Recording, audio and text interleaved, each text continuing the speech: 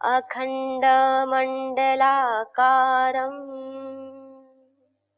व्याप्तं येन चराचरम् तत्पदं दर्शितं येन तस्मै श्रीगुरुवे नमः। कृष्णाय वासुदेवाय हरये परमात्मने प्रणतः क्लेशनाशाय गोविन्दाय नमो नमः। गोविन्दाय नमो नमः। गीता स्वाध्याय में आप सभी भक्तजनों का हार्दिक स्वागत है। तो सज्जनों, हम सभी स्वाध्याय कर रहे हैं श्रीमद् भगवद गीता के 5वें अध्याय।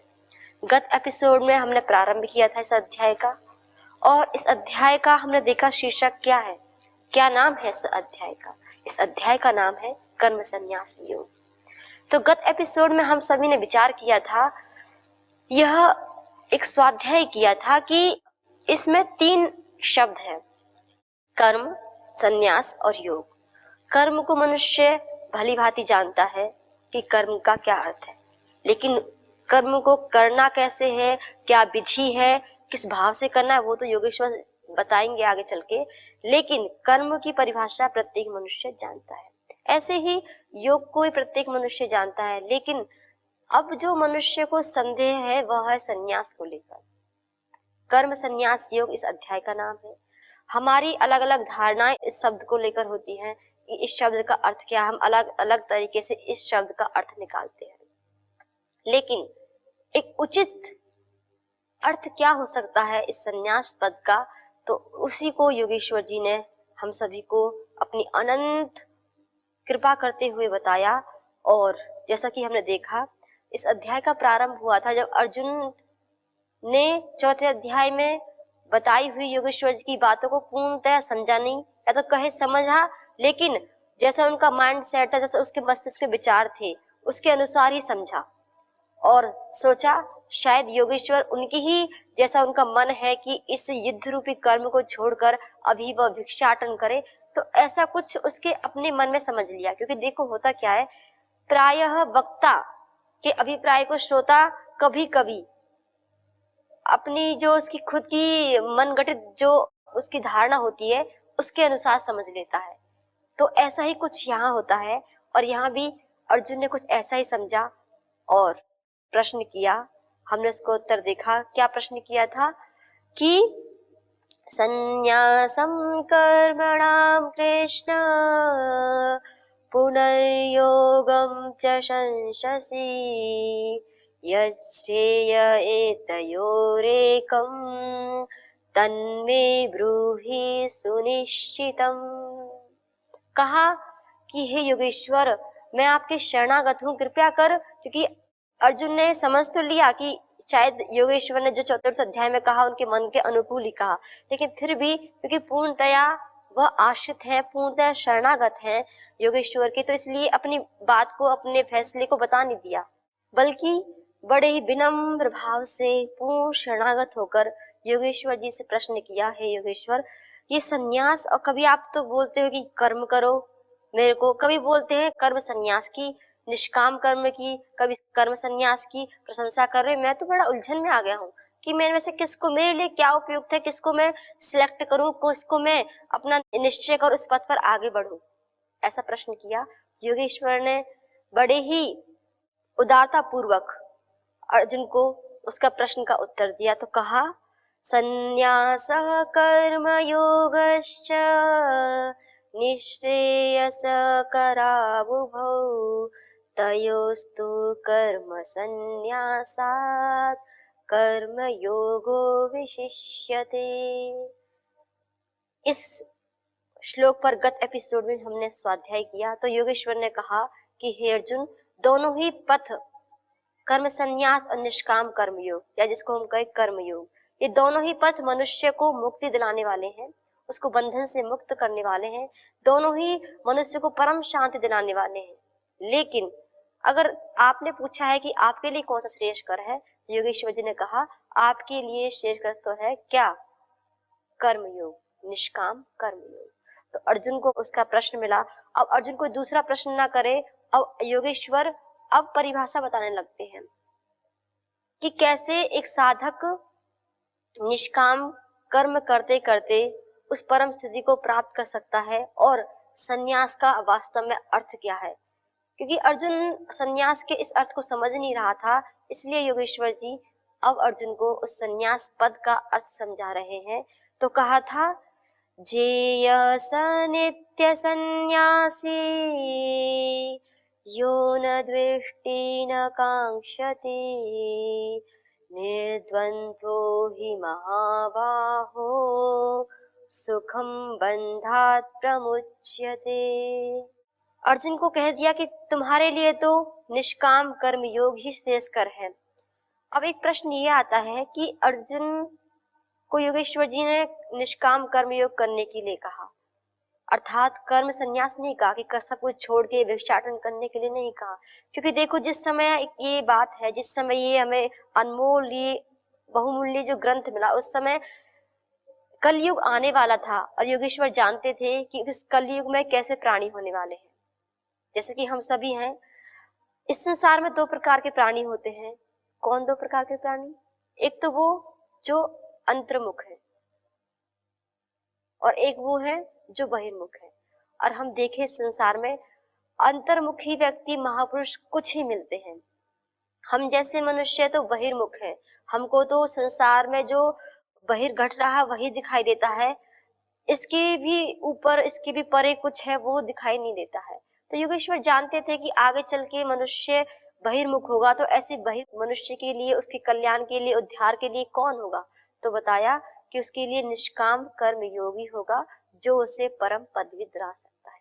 तो निष्काम कर्म योग इसलिए योगेश्वर ने कहा क्योंकि ये हम जानते हैं, अर्जुन तो एक तरह से बहाना है, योगेश्वर तो प्रत्येक जन जन को जो उनके अनमोल भाव है, अनमोल जो रत्न है, उनको बिखेर रहे हैं। प्रत्येक मनुष्य के लिए ये है उपदेश है, केवल अर्जुन के लिए नहीं। क्योंकि जिस स्थिति में आज अर्जुन है, उस स्थिति में कभी ना कभी कोई ना कोई मनुष्य होता ही है। ऐसी अवसाद और उदास और ऐसी जो अभी अर्जुन है, जिसको कुछ सूझ नहीं रहा कि करना ही क्या है, पथ से जैसे भ्रष्ट हो चुका हो, ऐसी स्थिति में मनुष्य के जीवन में कोई ना कोई ऐसी स्थिति आती है। और अवसाद और भय तो जैसे कि अर्जुन कांप रहा है, उसका गांडीव उसके कंधे से गिरा जा रहा है, ऐसे तो मनुष्य के जीवन में प्रतिपल ऐसे क्षण आते रहते हैं कि वह भय से, अवसाद से ग्रस्त रहता है। तो अर्जुन तो एक निमित्त मात्र है, योगेश्वर तो प्रत्येक जन जन को यह उपदेश देना चाहते हैं। तो हम जैसे जो बहिर्मुख हैं, अपना उद्धार कैसे करें, अर्थात कलयुग में आने वाले जो मनुष्य हैं, अपना उद्धार कैसे करें, तो योगेश्वर ने एक तरह से कह दिया, निष्काम कर्म योग का पालन कर। अब वो देखो, जो हमने अभी श्लोक का उच्चारण किया था, योगेश्वर ने कहा कि हे अर्जुन, मैं तुम्हें संन्यास की परिभाषा बताता हूँ। क्योंकि अर्जुन ने तो सोच लिया था कि भिक्षाटन करना है, कर्म योग को छोड़ और कर्म संन्यास लेना है। तो योगेश्वर उस शब्द को स्पष्ट करते हैं कि आखिर संन्यास का अर्थ क्या है। योगेश्वर कहते हैं, जेय स नित्य संन्यासी, हे अर्जुन, हे महाबाहो, आप उसको नित्य संन्यासी जानो। किसको? यो न द्वेष्टि न कांक्षति। कल हमने इस पद पर बहुत अच्छे प्रकार से विचार विमर्श स्वाध्याय किया था कि ऐसा मनुष्य सन्यासी होता है जिसकी ना तो किसी में आसक्ति है और ना किसी में द्वेष है, ना किसी के प्रति घृणा है। तो योगेश्वर कहते हैं, अर्जुन, वास्तव में केवल स्थान परिवर्तन करने से या फिर केवल वस्त्र मात्र परिवर्तन करने से कोई सन्यासी नहीं होता है। सन्यासी का अर्थ यहाँ योगेश्वर बता रहे हैं कि जिसने जो न द्वेष्टि न कांक्षति, जो ना तो किसी से एकदम लिपटा हुआ, ना आसक्त है और ना ही उसमें उसका राग है और ना ही वह उससे द्वेष करता है, अर्थात जो तटस्थ है। योगेश्वर जी कह रहे हैं, हे अर्जुन, उसको सन्यासी जानो। और इस पद का हमने बहुत ही अच्छे प्रकार से देखा। हम जो प्रत्येक मनुष्य है, हम सभी की जो छोटी से छोटी चेष्टा होती है, कोई भी हम छोटे से छोटा प्रयत्न करते हैं, बड़े से बड़ा प्रयास करते हैं, तो किसके लिए होगी आखिरकार? जरा हम सोचें। एक सिंपल सा उत्तर है, बहुत ही स्पष्ट है कि प्रत्येक मनुष्य शांति पाना चाहता है। चारों तरफ शांति पाने के लिए हाहाकार मचा हुआ है कि लेकिन शांति कहीं मिल नहीं रही है। तो योगेश्वर जी कहते हैं यही रास्ता है, यही मार्ग है अर्जुन, यो न द्वेष्टि न कांक्षति। अर्थात जब मनुष्य ना तो किसी से द्वेष करता है अर्जुन और ना किसी से राग करता है, तो देखना उस व्यक्ति का जीवन बहुत ही सुखमय होता है, शांतिमय होता है। आखिरकार हम देखें हमारे जीवन में अशांति कहाँ होती है? या तो हम किसी चीज को जिसमें हमारी आसक्ति है उसको हम बहुत ही प्राप्त करना चाहते हैं, या तो फिर हम संसार में रह रहे होते, व्यवहार कर रहे होते, तो किसी वस्तु किसी व्यक्ति के प्रति हमारी आसक्ति हो जाती है या फिर हमारा द्वेष हो जाता है। तो हमारा जीवन इसी में बीतता है। कभी हम विचारते हैं क्या? हम कभी दुखी होते हैं तो इन्हीं दो कारणों से होते हैं। व्यवहार करते समय ये दो स्थितियां हमारे समक्ष आती हैं। अर्जुन से योगेश्वर कह रहे हैं, हे अर्जुन, ये संसार पूरा शांति के लिए दौड़ रहा है, लेकिन शांति को वो जान रहा है कि इसको शांति आखिर मिलेगी कहाँ। तो योगेश्वर जी कहते हैं उसको शांति मिलने वाली है यो न द्वेष्टि न कांक्षति। अर्थात जो ना किसी से द्वेष करता है न राग करता है, अपने कर्तव्य कर्म को बहुत अच्छी प्रकार से कर रहा है। लेकिन इन दोनों से जो दोनों तत्व हैं, अर्थात देखो योगेश्वर जी एक तरह से कहना चाह रहे हैं अर्जुन, आपको कर्म का त्याग नहीं करना है, बल्कि जो कर्म में जो आपके कर्म में जो मलिनता आ गई है, क्या मलिनता आ गई है? राग और द्वेष, उसको त्यागना है, कर्म को नहीं त्यागना है। क्योंकि हम सभी जानते हैं और इसको बहुत ही अच्छे शब्दों में पूज्यपाद गोस्वामी महाराज जी बताते हैं कि ये संसार कैसा है? कर्म प्रधान विश्व करी राखा, जो जस करहि सो तस फल चाखा। कहा कि कर्म प्रधान है, कर्म तो करना ही है। कर्म को छोड़ने से कभी मनुष्य सुख को प्राप्त नहीं कर सकता। क्योंकि अर्जुन को ऐसा लग रहा है, अभी कांप रहा है, भय से ग्रस्त है और कुछ सूझ नहीं रहा, लग रहा है कि इससे अच्छा तो यही है कि जो मेरे समक्ष अभी जो युद्ध रूपी कर्म उसको छोड़ दूं और भिक्षा अटन कर लूं, यही लिए श्रेयस्कर है। तो अर्जुन कहते नहीं, क्योंकि वो क्षत्रिय है और उसके अंतःकरण में, उसके संस्कार में अभी क्षत्रिय है, और क्षत्रिय कभी भी ऐसे एकदम से ध्यान में नहीं जा सकता है, कभी वो संन्यास मार्ग में नहीं जा सकता है। उसका वो चाहकर भी ऐसा कर नहीं सकता, क्योंकि उसके रग रग में वह क्षत्रियत्व है, वह युद्ध करेगा ही। लेकिन अभी अर्जुन थोड़ा मोह से ग्रस्त है, ज्ञान से ग्रस्त है, ऐसी भीकी भीकी से थोड़ी बातें कर रहा है। इसलिए योगेश्वर कह रहे हैं अर्जुन, कर्म को नहीं छोड़ना है, बल्कि जो तेरी कर्म में जो आसक्ति है, कर्म को मलिन करने वाले जो भाव है, उनको छोड़ना है। अभी देखें हम, अर्जुन क्यों नहीं युद्ध कर रहा है? क्योंकि अर्जुन की अब कर्म में आसक्ति हुई। कैसे? वही जब अभी तक इतने सैकड़ों युद्ध की, कभी ऐसी भाव नहीं आई जब लेकिन समक्ष अपने ही स्वजन खड़े हुए जो कि अधर्मी है, तो ऐसा भाव आ रहा है। तो इसलिए योगेश्वर कह रहे हैं कि मनुष्य सच्ची शांति को प्राप्त तो करना चाहता है, लेकिन उसका मार्ग क्या है? यो न द्वेष्टि न कांक्षति। अर्थात यही एक मार्ग है। और योगेश्वर कहते हैं, फिर देखो शास्त्रों में कहा गया है शुभस्य शीघ्र। जब हमको पता चल गया है कि शांति का एक आखिरकार यही मार्ग है, वास्तव में सज्जनों, कभी आप एक दिन एक घंटा कभी ऐसे जीवन जी के देखना कि जहां ना आपका किसी से राग होगा ना द्वेष होगा, तो स्वतः ही जो मन के संकल्प विकल्प है, जो मन हमारा उद्विग्न रहता है, कुछ बेचैन सा रहता है, कुछ लगता है कुछ भी प्राप्त नहीं किया है, तो स्वतः ही वो सब कुछ शांत हो जाता है। तो ऐसा देखो, ये सारी बातें केवल कहने के लिए नहीं, सारी की सारी बातें जीने के लिए होती है। तो मनुष्य तो प्रत्येक शांति को आखिर प्राप्त करना चाहता है। तो योगेश्वर जी ने एक बहुत बड़ा एक मार्ग दे दिया, एक पथ दिखा दिया, एक तरह से हमको एक कर्म योग में प्रशस्त करते हुए हमें संन्यास की परिभाषा को भी बता दिया। फिर आगे ही योगेश्वर जी कहते हैं, हे अर्जुन, उसको सन्यासी जानो जो यो न द्वेष्टि न कांक्षति। इसको हमने गत एपिसोड में भी देखा। और आगे फिर कहते हैं, निर्द्वंद्वो ही महाबाहो। निर्द्वंद क्या है? द्वंद्व यही है योगेश्वर जी जो कह रहे हैं, ये जो द्वंद्व पहले बता चुके हैं, राग द्वेष आकर्षण विकर्षण, इससे ही मुक्त होना है। फिर आगे कहा, हे महाबाहो, हे अर्जुन, सुखम बंधात प्रमुच्यते, कि वह जो मनुष्य है ना, फिर क्या करता है? अनायासी जब इन राग द्वेष रूपी द्वंद्वों से छूट जाता है, तो कहते हैं योगेश्वर, हे अर्जुन, फिर वह स्वतः ही अनायास ही बंधन से मुक्त हो जाता है, अर्थात मोक्ष को प्राप्त कर लेता है, बंधन से रहित हो जाता है। अब बात ये है, बंधन क्या है? विचार किया जाए तो कहते हैं संसार बंधन है। तो संसार बंधन है तो योगेश्वर जी कहते हैं कि स्थान वस्तु विषय से छोड़ना कोई मोक्ष नहीं है। तो क्या मोक्ष है? तो कहा द्वंद्व से छूटना ही मोक्ष है। तो योगेश्वर ने कहा फिर द्वंद्व क्या है? तो जो पहले बता चुके हैं, राग और द्वेष ही क्या है? द्वंद्व है। इस मनुष्य के अंदर जो रहने वाले हैं वो क्या है? यही द्वंद्व है। तो इसलिए कहा कि हे अर्जुन, इन द्वंद्वों को छोड़ दो।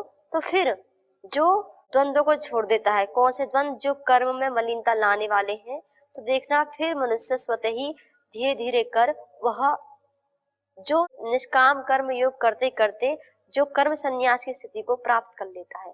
अब देखो, इसको एक बहुत ही अच्छे उदाहरण से देखते हैं, लौकिक उदाहरण हम दे सकते हैं।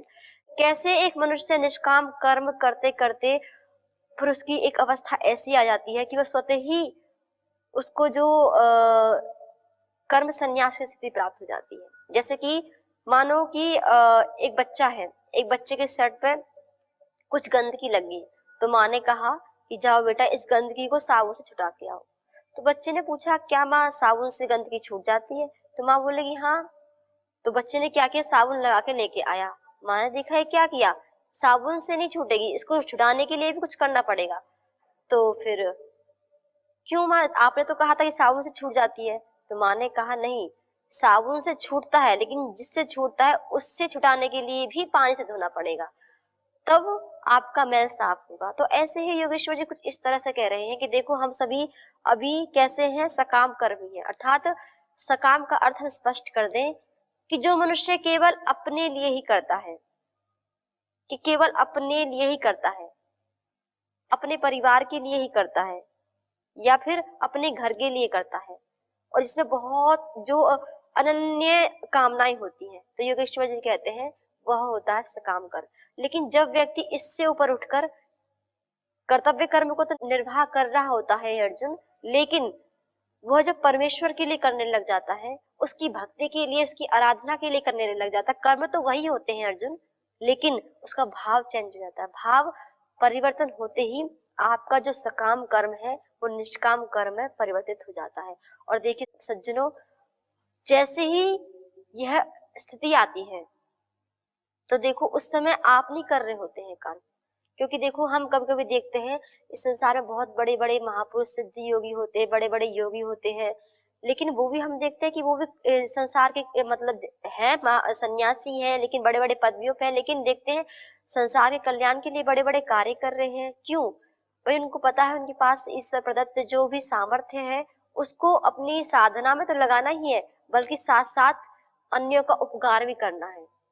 तो ये होती है परोपकार, अर्थात इसको बोलते हैं निष्काम कर्म करना।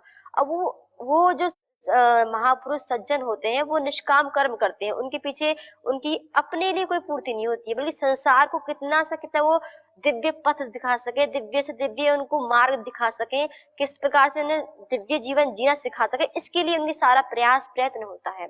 और वो निष्काम कर्म कर रहे होते हैं, उनके लिए अपने लिए मान प्रतिष्ठा या अपने लिए कुछ भी ऐसा भाव होता नहीं है, बल्कि इसके विपरीत हम संसार में देखें, हम जो साधारण मनुष्य होते हैं कि वह सारा काम अपने लिए ही करते हैं। तो इसलिए वहां हम देखते हैं जब वो एक महापुरुष बड़े से बड़े संकल्प लेता है और उसका सारा का सारा संकल्प पूर्ण होता चला जाता है, और जितना भी वो संकल्प ले इस संसार की भलाई के लिए, कितना ही बड़े संकल्प का वो अब चयन करे, सारा संकल्प वो ईश्वर उनका पूर्ण कर देते हैं। और हम लोग छोटे छोटे जो हमारे संकल्प होते हैं उनकी भी हम पूर्ति नहीं कर पाते। क्यों? बस यही डिफरेंट है, यही अंतर है सज्जनों, कि हम अपने लिए कर रहे होते हैं, उस समय वो जो महापुरुष कार्य कर रहा होता है उस समय वो नहीं कार्य कर रहा होता है, उस समय भगवान की जो सत्ता है उसके माध्यम से वह कार्य करवा रही होती है, भगवान स्वयं उससे कार्य करवाते हैं, वो तो केवल एक निमित्त मात्र बन जाता है। उस समय उसका सामर्थ्य तो होता है, लेकिन भगवान उसको ऐसा सामर्थ्य, ऐसी ऊर्जा प्रदान कर देते हैं कि वो जो भी संकल्प करता है संसार की भलाई के लिए, सारे के सारे संकल्प उसके पूर्ण होते चले जाते हैं। इसको ही कहा योगेश्वर ने, वह है हे अर्जुन निष्काम कर्म योग। और लेकिन हम जो सभी मनुष्य हैं जो अपने लिए केवल कर रहे हैं, तो वहां ऐसा भाव नहीं होता है। लेकिन एक महापुरुष कितना बड़ा संकल्प करे, सारे संकल्प उसके पूर्ण होते चले जाते हैं और वो उस पद को प्राप्त कर लेता है। और उसका भाव क्या होता है? हम जैसे साधारण मनुष्य होते हैं, कुछ भी कार्य करते मैंने किया, ये भाव होता है। लेकिन सज्जनों देखिए, जो वो साधक होता है उसका भाव अलग ही होता है। कैसा भाव होता है? उसको बहुत अच्छे भावों पिरोया है, कहा जो कुछ किया सो तुम किया, मैं कछु किया नाही। कही कभी जो मैं किया, तुम ही थी वो जुबान। क्या कहा कि उसकी भावना क्या होती है, वो संसार में इतने बड़े बड़े दिव्य कार्य कर देता है संसार की भलाई के लिए, लेकिन कभी उसका श्रेय अपने को नहीं देता है। क्या कहता है, जो कुछ किया सो तुम किया। उस परम पिता परमात्मा को ही बोलता है कि हे ईश्वर, जो मेरे माध्यम से जो भी कुछ कर्म हो रहा है वो आप ही कर रहे हो, आप ही कर रहे हो, मैं कुछ किया नहीं, मैं तो कुछ कर ही नहीं रहा हूँ। वास्तव में ये वास्तविकता असलियत में यही है, और यही एक जो महापुरुष है, कोई संत है, साधु है, वह जान जाता है। और कहते मान लो कभी मेरे मुख से ऐसा निकला भी कि मैंने किया, तो समझ लेना वो मेरी जिह्वा नहीं थी, वो तो केवल आपकी ही जिह्वा थी जिसने आकर ऐसा कहा। मैं तो केवल एक निमित्त मात्र हूँ, आपके ही सामर्थ्य को पाकर इस संसार में कुछ कर पाता हूँ। योगेश्वर जी बताना चाह रहे हैं कि फिर उस साधक का ऐसा भाव हो जाता है, और जिसको कहा योना द्वेष्टि न कांक्षति, अर्थात हे अर्जुन, तभी ये स्थिति प्राप्त हो पाती है। और जब वो अपने इस स्वार्थ से परे उठकर जो निस्वार्थ निष्काम भाव से जब कर्म करता है, तो योगेश्वर जी कह रहे हैं, तो हे अर्जुन, उस परम स्थिति को वह साधक प्राप्त कर लेता है। देखो निष्काम स्थिति कैसे होती है, जैसे हम जो सकाम कर्म जो साधारण मनुष्य करते हैं ना, उसमें बहुत चिंता होती है, बहुत टेंशन होता है, मतलब लगता है कि कैसे होगा। बहुत सभी का अनुभव है, इसमें कोई ज्यादा बताने की आवश्यकता नहीं, अधिक इसमें कुछ शब्दों का प्रयोग करने की आवश्यकता नहीं है। हम सभी बहुत कुछ कार्य करते तो बहुत सारे हमारे मस्तिष्क में जब हम कोई भी कार्य कर रहे हो, चिंता होती है, भय होता है, डर होता है। लेकिन जो एक साधु होता है, जो एक जिसका है योगेश्वर जी जिसका वर्णन कर रहे हैं, जो एक निष्काम भाव से करता है, जो इन आसक्ति और राग से और द्वेष से परे उठकर इन दोनों को छोड़ देता है, इन मलिन जो भाव है इनको छोड़ देता है, तो योगेश्वर कह रहे हैं कि फिर वो चिंता मुक्त होकर कार्य करता है। देखो इसको एक लौकिक उदाहरण से देख सकते हैं। जैसे कि मान लो हमें कहीं जाना है, हमें मान लो कहीं ऑफिस ही जाना है, ऑफिस जाते समय हमारा मस्तिष्क कैसा होता है, बहुत घबराया होता है कि हम लेट ना हो जाए, फिर हमें डांट ना पड़ जाए, हमारे पैसे ना कट जाए। ऐसे बहुत सारी हमारे मन में ऐसे विचार चलते रहते हैं, हम बहुत मतलब उद्विग्न रहते हैं एक मार्ग पर जो जा रहे होते हैं। ऐसे ही अगर मान लो हम कहीं हमको घूमना है, ना हमें आने की जल्दी है ना जाने की जल्दी है, बस एक आनंद के लिए ऐसे टहल रहे हैं, कहीं मार्ग वही होगा, एक जिस मार्ग से पहले हम गए थे उस मार्ग में पहले हमारी चिंता थी बहुत, हम एक तरह से भयग्रस्त थे कि कहीं लेट ना हो जाए, कहीं कुछ ऐसा ना हो जाए, तो बहुत चिंता होती है। और लेकिन उसी मार्ग पर जब हम केवल टहलने के लिए, पूरे आनंद लेने के लिए गए, तो वहां हमारे मन में कोई ऐसी विचार आता ही नहीं है, बहुत ही आनंद पूर्वक एक आनंद लेते हुए उस मार्ग से हम गुजरते हैं। तो ऐसे ही सज्जनों होता है एक सकाम कर्मी का और एक निष्काम का। लेकिन ये जो दृष्टांत दिया है ये केवल इसलिए दिया है कि समझाने के लिए, लेकिन ऐसा नहीं करना है कि जब हमको ऑफिस जाना है तो बड़े आराम से जाए, नहीं, जैसा जिस काम को करना ऐसा ही करना चाहिए, तभी सफलता मिलती है। लेकिन दृष्टांत दिया है, एक जो निष्काम कर्म योगी होता है वो अपने कर्म को करता तो है, लेकिन उसको उसके पीछे चिंता नहीं होती, क्योंकि उसको पता है उसके साथ उसका भगवान है, उसके गुरुदेव है।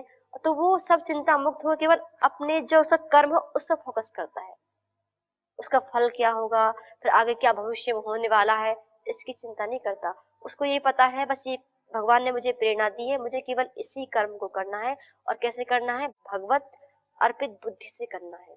और इसके विपरीत ही हम जब देखते हैं संसार में, जब एक मनुष्य कर्म करता है, तो योगेश्वर कह रहे हैं, तो उसके वो चिंता हम देखते हैं, हम छोटे से छोटा कोई भी कर्म करते हैं बहुत ही चिंता में रहते कि होगा नहीं होगा, क्या होगा, तो ऐसा। लेकिन एक साधु जो योगेश्वर जी बता रहे हैं, एक सन्यासी इस श्लोक के अनुसार, तो वो ऐसा होता है कि वह निर्भर, निर्द्वंद, भय से रहित, पूर्ण शरणागति के साथ होता है।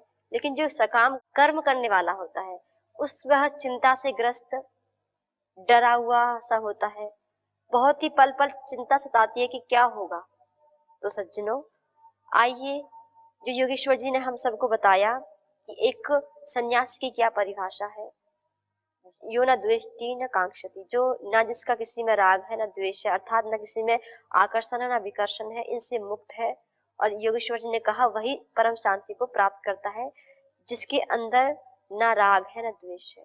और वही वास्तव में एक सन्यासी है। तो आइए सज्जनों, हम प्रत्येक व्यक्ति, हम किसी भी क्षेत्र में हो, हम कहीं भी हो, कोई भी स्थान हो, हम सभी प्रत्येक मनुष्य श्री योगेश्वर जी के अनुसार बताए हुए इस मार्ग पर चलते हुए एक सन्यासी जैसा जीवन जी सकते हैं। तो आइए आज हम योगेश्वर जी की इस परम दिव्य वाणी को यहीं विराम देते हैं। पुनः हम विचार करेंगे कि योगेश्वर जी और हमारे मार्ग को और प्रशस्त करने के लिए, हमें दिव्य पथ पर बढ़ाने के लिए और किन अनमोल वचनों की हम सभी पर वृष्टि करते हैं, इसको हम आगे आने वाले एपिसोड में देखेंगे। आप सभी को ओम।